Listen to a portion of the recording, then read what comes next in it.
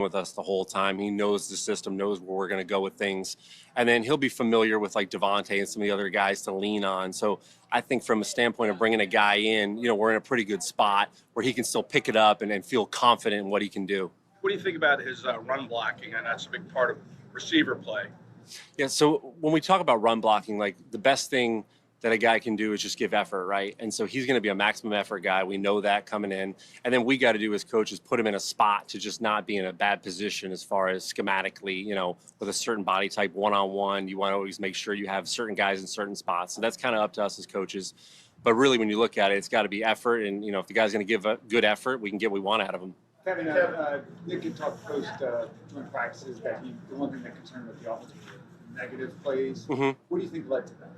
I think really when you do like the joint practices, it's funny because Schwartz and I talked before and after each practice, and we don't really know what he has in. He doesn't know what we have in. Like we got him on a couple things, then he got us on a couple things, and it was good to do that, to just really kind of not know schematically what they were going to do and what they were working on until after, and then we had the opportunity to kind of talk about it. So I think when you look at some of the negative plays like that, a lot of it has to do with just you don't really know what you're getting until you get it, and you're like, oh, okay. The same thing goes back and forth. Like I know in practice we hit a couple things on him that he missed, maybe wasn't expecting, but at least it was good for us to kind of go through and work through the process. And then you get good tape, right? So if there's something he did to us that we're like, oh wow, that was new, we haven't seen that yet in camp. Now we can talk about it, work through it, detail it out, and then go walk through it afterwards. So it's good that those situations come up. Hey Kevin, when you bring in a new guy like this, you've had like Johnny, Anais, Yep. Darius all working here for since the spring.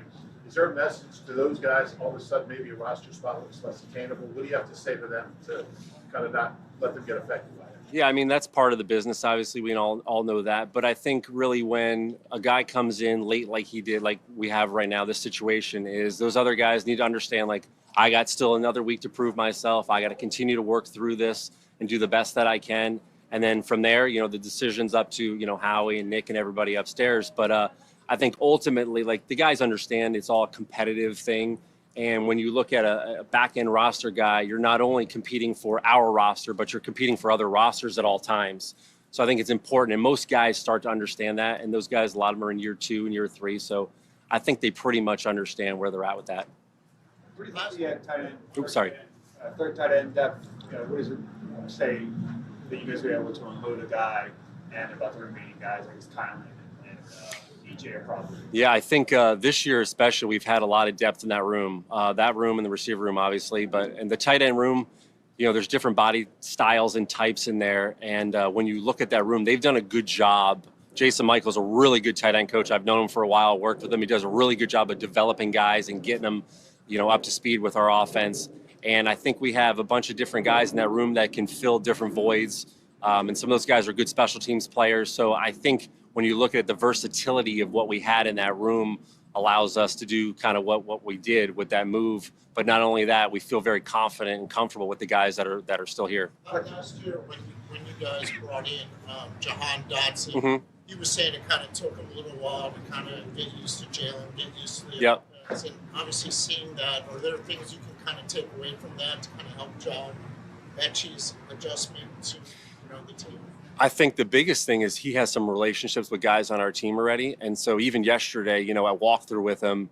Once he starts to know that, hey, this is how the offense is compared to what you were, he can start to understand like how the working order is of the verbiage and things like that going forward. And then he'll have some of the guys to lean on a little bit differently, like Devontae, like, hey, what do I really need to know? How's this work? And things like that.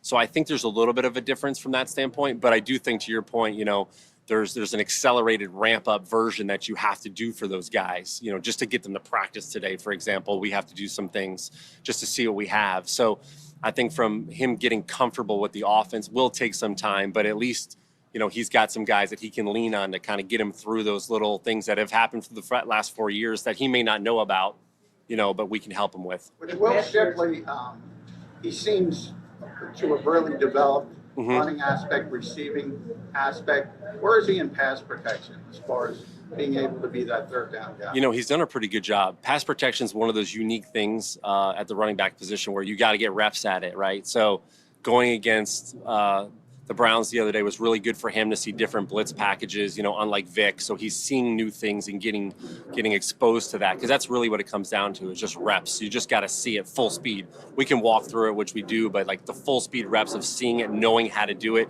and what it feels like, because you're working with the O-line, right? You're working with those guys hand in hand on everything. So the communication and or fitting the blocks are super important. So the more he does it, I think the better and more comfortable he'll be with it. How do you evaluate? In past years, you had a better sense of those 6th and 7th O-line spots. Mm-hmm. Now, where's that coming along, and how are you trying to figure those spots out? Yeah, I know we talked about this last week a little bit. Like, Stout's such a good O-line coach. There's no doubt he's going to get somebody ready to go, and I think it'll work itself out, and it'll continue to kind of sort itself through this week and going forward. So I think we're all confident in what we'll do going forward. We'll have that guy. How do you evaluate the quarterback play from Saturday's game?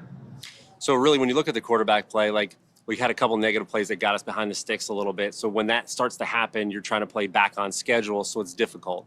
Unfortunately, they, as far as reps in practice, we try to get them as many as we can. But this past week was a heavy starters practice, right, against the Browns. So they had very few exposure reps against those guys. So in the game, it was a little bit different for them, probably than it was the first game, where they were more of a rhythm. They were taking reps leading into that first game against the Bengals. So I think it was a little different for them. Hopefully this week they can get a little more, rhythm and going.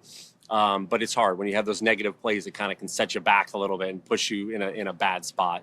You're self-pedaling AJ's return from the hamstring. When would you ideally want him back? Say that again. If JJ's return is being self-pedaled because of status and being a veteran, when would you ideally want him back to prepare for the Raiders? I mean, he's doing a lot of stuff mentally to kind of, stay obviously sharp and make sure he's good with his game and things like that. And really, that's up to him and the trainers. Whenever they're ready to cut him loose, I think they'll cut him loose. So I know he's staying active within us, staying his mind in the playbook and everything with what we're doing. So I think whenever they feel like he's ready to go, we'll get him back. Kevin, Darian Kennard's gotten some work at left guard. What stood out to you about the summer he's had?